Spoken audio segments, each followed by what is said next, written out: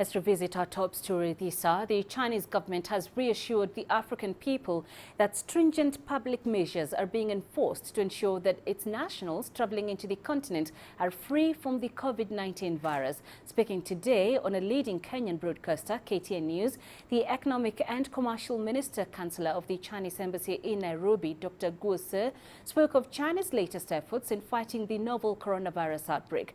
He said that businesses in China are getting back to normal, while the health sector in China remains highly vigilant. He said China's overall economic situation could be totally back on its feet in 2 to 3 months' time. Speaking during the same panel discussion, CGTN anchor Beatrice Marshall said there is no need for the public to engage in misinformation about the virus. Marshall pointed at the increased transparency by Chinese authorities in availing information to the public on the outbreak and the various mitigation measures underway to contain it. And medical expert working in Kenya also spoke at the panel. He urged the public to take necessary precautions and not to panic. I would ask, why always China or the Middle East or Asia when it comes to SARS, when it comes to H1N1 and the likes of these viruses? Is there a lesson that we are not learning from previous experiences? I will let Dr. Go answer that. Yes. But all I can say as well, it's not just China. There was Ebola as well in Africa. There's been AIDS around the world. There's been leprosy. There's been polio around the world. So, and also he can tell you about the origins of H1N1. Yeah, exactly. Yes, and actually, you know, just recently the world is talking about why this time is China. Yes, and actually, if we talk about the American flu, if I talk about Ebola, if I talk about actually the bird flu, yes, and all these things happened outside China. Yes, but of course this time for this disease happened in China, and SARS happened 17 years ago, and after 17 years ago, this very serious disease happened again. Yes, and I think we will actually, this is for me, is only my opinion. And I think after this, Chinese people will, you know, learn a lesson from the lifestyle, of course. But I will use this time clarify, you know, the talking about the bad soup. It's not any relations with China. Yes, of course. Yes, yes. But and actually, Chinese government will take the, you know, the new legislation. I think to against some the wildlife to protect the wildlife. Yes, and another thing is for China is the population is very huge. Yes, it's crowded. Yes, so and if the suspected disease happened, it's easily one by one. And the Chinese people like, you know, work together, eat together. Yes, we will, you know, work in a huge community. So this is the reason. Maybe, for example, if in America, everyone have a very, you know, independent house, maybe the 2 miles away from the neighbors. So this is a good thing. Yes, for the disease. But in China, yes, it's crowded.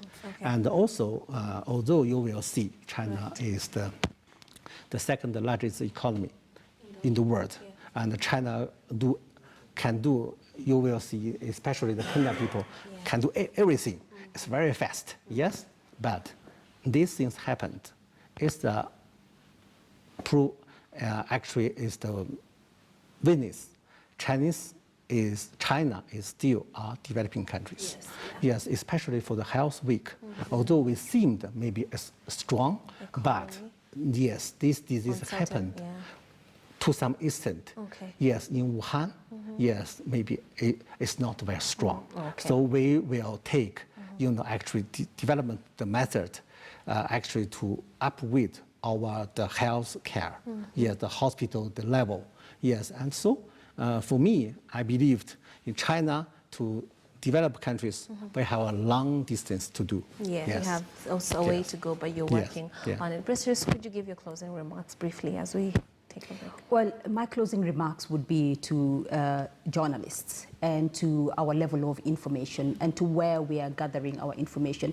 And my I would urge the public that not to engage in a lot of rumor mongering, because as we have seen, there is a level of transparency and openness about the disease, and you can get all the information you need from mainstream platforms. So my closing remarks would be there is no need to scaremonger, and there is no need for perceptions, negative perceptions, assuming that somebody is ill when you don't have the information, assuming that the information that has been gathered for you is the wrong information.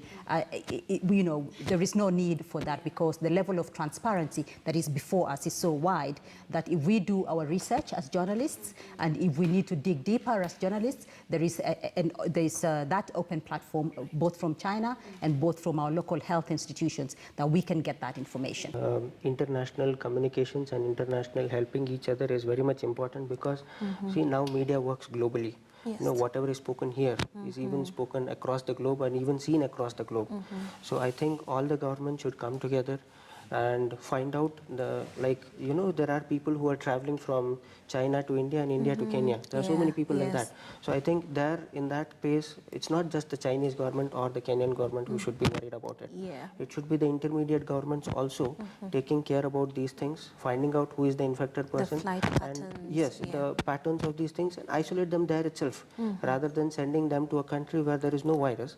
Just isolate them there in your country itself and take care of these measures there itself, rather than doing it after they come to the country.